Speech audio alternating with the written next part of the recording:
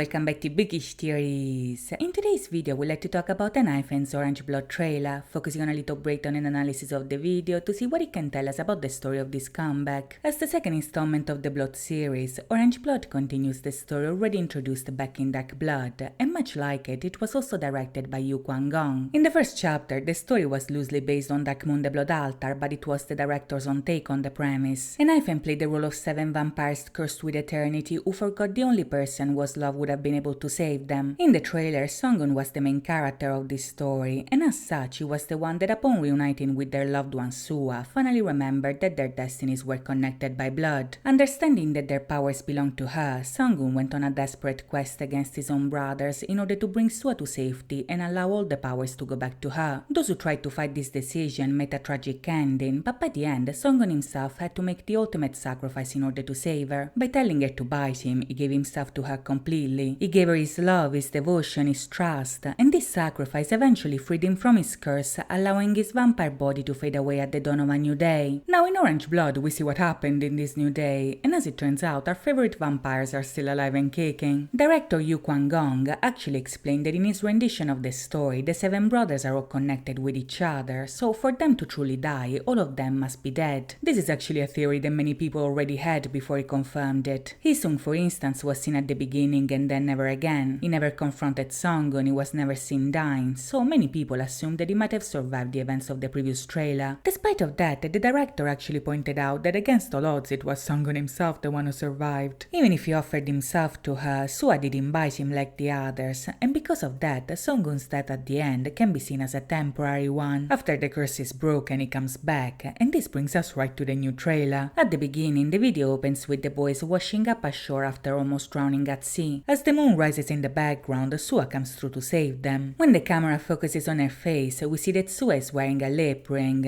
and keep this in mind because this will come up later on. Another interesting detail, however, is that while the boys are wet, injured, and literally crawling on the shore, Sung-eun is completely dry and completely fine. Sua saved them because now she has her powers back, but Sung-eun is the one welcoming them at the dawn of this new day, and as we see in a second, there's an actual reason as to why that is. In the meantime, however, the boys must confront the contrasting emotions of this new beginning. They're happy to be alive, but they're also scared that the darkness they have inside might hurt Sua like it happened in the past. Most of all, the boys are worried about being powerless. Now that they finally remembered their fate, they fear that they might no longer be able to protect her without the powers they were given, and accepting this new reality is one of the main themes of the comeback as a whole. Before they were cursed with immortality, so their existence was defined by that, but now that these powers are gone, they finally understood that in this world nothing is everlasting. This realization has a freeing effect on them. Knowing that everything goes gives them a new appreciation for life and the love they feel. In Dark Blood, they literally put themselves through hell for it, but now they understand that it doesn't have to be this way. Love is more beautiful if you consider that life is just a moment, so they decide to dedicate their own moment to loving their person without any regrets. Now in the video, this change of perspective is depicted as a literal new life that they are living. As we saw back in Sacrifice, after the boys dedicated their life to their loved one and were saved by this person, they were able to escape oblivion and ascend to the light. In Orange Blood, we see this taking place because at the very beginning, their new life makes them feel like in paradise. In the morning, Sun wakes up under the sun. In the background, we can see smoke, which almost gives us the illusion that is burning under the sunlight, but as we see at the end, the smoke is none other than incense. Sonu is not burning because they don't have vampire powers anymore. In the background, we can hear his heartbeat. He is alive, immortal, and even Sonu himself seems to be shocked by this change. As he slowly gets reaccustomed to life, the boys call him from outside and he joins them in their new heaven. What follows is a great portrayal of life. The boys run free in a field of flowers. They laugh together, they dance, and enjoy their youth with each other and Sua. We see Hisung and Jake diving in the water, Jungwon enjoying the wind during a car ride. We see Nikki enjoying the sunset, Jae sunbathing. All the while, Sung-eun looks at them with a smile on his face. And once again, keep this in mind because we'll come back to this. In the video, we see that even getting injured cannot stop their happiness because those little pains are all a part of their new life full of freedom. In the background, the song being played connects us right back to the events that took place in Dark Blood. In the lyrics, the boys tell us that they were falling, but their loved one shined on them. She woke them up from their darkness and saved them with a smile. So now that their curse disappeared, they give themselves to her because she's their salvation. In the video, we see that after enjoying themselves, the boys and Sua throw flowers on a sheet and carry them to the ocean. This is a very interesting scene because because in many cultures, tossing flowers in the sea is often associated to a mourning ritual. It can be considered as an offering to the souls of the dead, a way to say goodbye to someone who is no longer with us. In Orange Blood, I think that in a sense the boys are bidding farewell to their eternity. They are letting go of the past, setting themselves free from it, so as they walk back, they choose to dedicate their new life to love because that is the most important thing. That night, Sua and the boys eat by the fire, and Sonu tastes the food that Sua made. Once again, this is another clue that they are mortals now.